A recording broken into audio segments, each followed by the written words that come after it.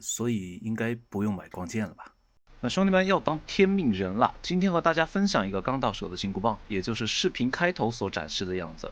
为了让大家看到最直观的效果，所以直接充的 3.0 版本，铝合金棍身和灯光体感效果。包装盒拿起来挺大的一个啊，很有分量。盒子侧面标志了相关注意事项，同时标示了1.95米的棍身长度。外包装是开窗式设计，可以直接从外面看到棍梢。盒子里面用珍珠海绵打包的，这点非常 nice。可以看到这边有3个棍身，并且包了一层膜，应该是防止在运输途中导致刮蹭。另外2边就是带有灯光的棍身，先撕膜，听听声响。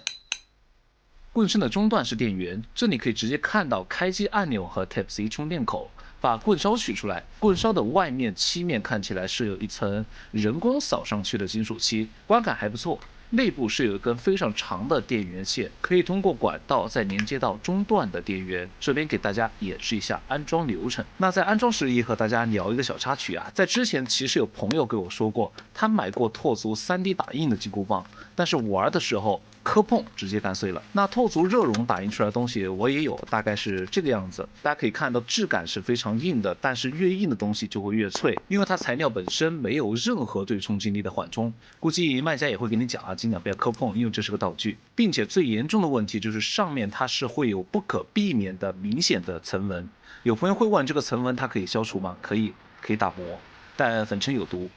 可以从根本解决这个层纹的问题吗？也可以用光固化打印机，材质更脆，毒性更大，人走的也更快。那真想玩 3D 打印的朋友，记得戴好面罩。所以在买之前，我特地问了一下我这款的客服棍头的材质是什么，他回复是 ABS。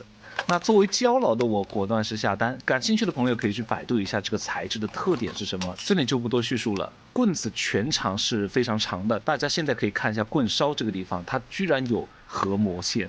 也就是更加肯定这个棍梢它是开模制作的，而不是 3D 打印。那现在给大家展示一下玩法，长按开机按钮就可以开机，并且在开机过后会有一段非常炫酷的音效，同时旋转棍身也能达成开机或关机的效果。现在就可以开始直接把玩，当按动按钮的时候，单击它是会有打击效果，这边可以听一下音效。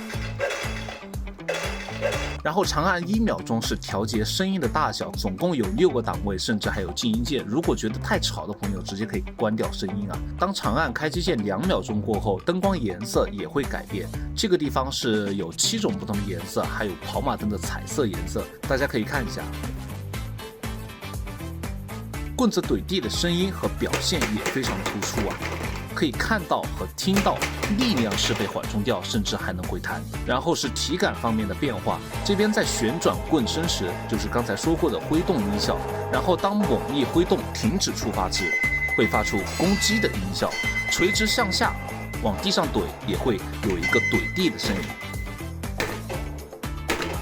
然后这边是给大家看一下，当它作为道具或者是作为一个棍来进行把玩的时候，比如说舞棍啊、舞花呀这些的效果如何。在白天的状态，当它作为道具时，还是比较搭配这一身装扮的，并且棍子的设计和整体的形象看起来非常饱满，不至于这么真，因为越真的看起来就会越像棍子。但它的2边棍梢是显得非常大的，而且很帅气，在 cos 效果这一点上是发挥了非常大的作用。傍晚时我也是让朋友去转了一下，试一下他在身上进行舞花的一些动作，看一下表现如何。cos 给我的反馈就是中间棍子握持部分还是稍微有点粗，但本身玩起来是没有多大的压力，所以不管是从形象还是效果方面都是挺不错的一个玩具。